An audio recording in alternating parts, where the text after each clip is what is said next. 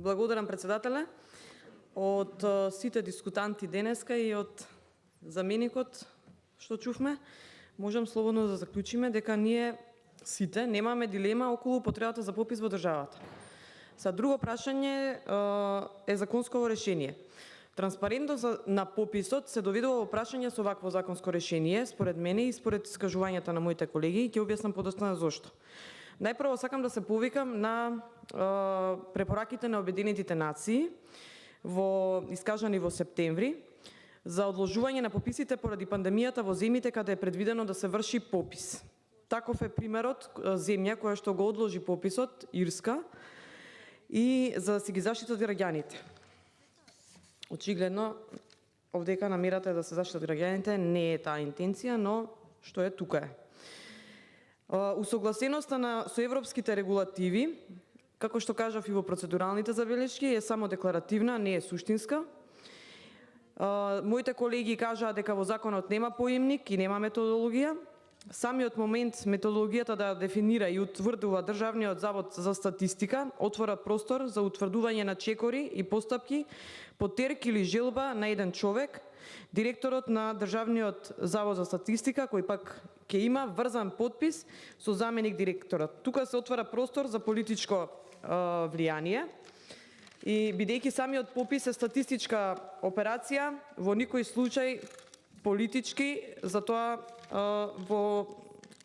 во второто читање, значи кога ќе имаме амандманска расправа, се надевам дека тој амандман ќе го прифатите.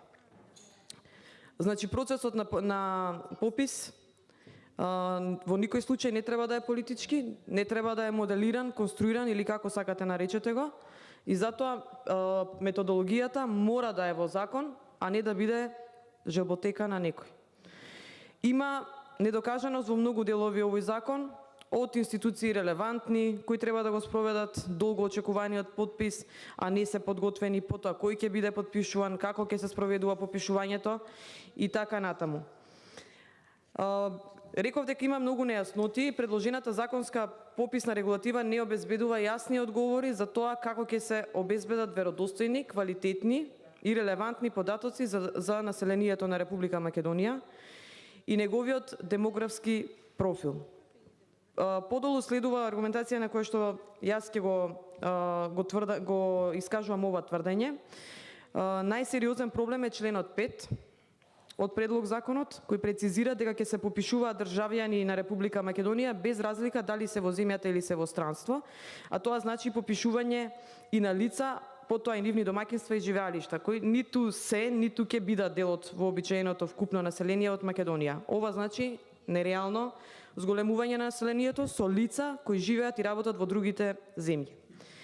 Без јасна дефиниција кој ќе се попишува, кој ќе влезе во категоријата вкупно попишани, а кој во категоријата вкупното население на земјата, оваа најскапа статистичка активност ќе биде и најризичната статистичка активност за обезбедување на реални и веродостојни податоци за демографските состојби во земјата.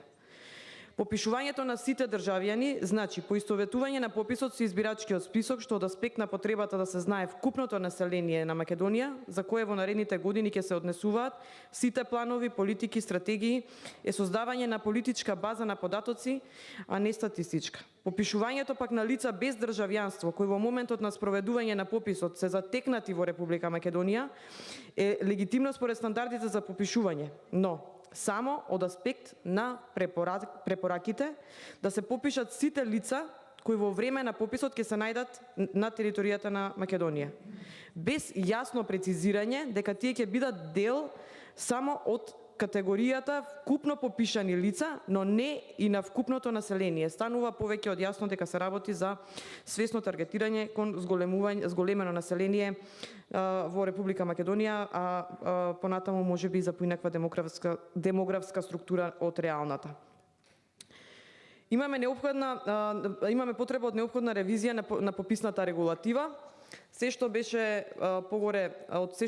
погоре изложено и претходно од моите колеги, можеме да заклучиме дека за да се обезбеди реално пребројување, нужно е сосема поинакво формулирање на законската пописна регулатива, преку темелна ревизија или подготовка на нов закон за попис, суштински различен од предложениот, кој ќе обезбеди јасен и прецизен опис на пописната методологија која што ја нема во овој закон и која што ќе ги содржи сите неопходни елементи за кои што беше дискутирано во овој текст дека недостасуваат. И за реално пребројување и обезбедување на доверба во пописниот процес и поддршка од населението неопходни се квалитетни и транспарентни пописни подготовки, имајќи го предвид на сите влијанието на сите фактори, најсоодветен термин, а и препораките на Обединетите нации се во таа насока поради пандемијата, за да ги заштитиме граѓаните, најсоодветен термин за спроведување на следниот попис би бил април 2022 година. Благодарам.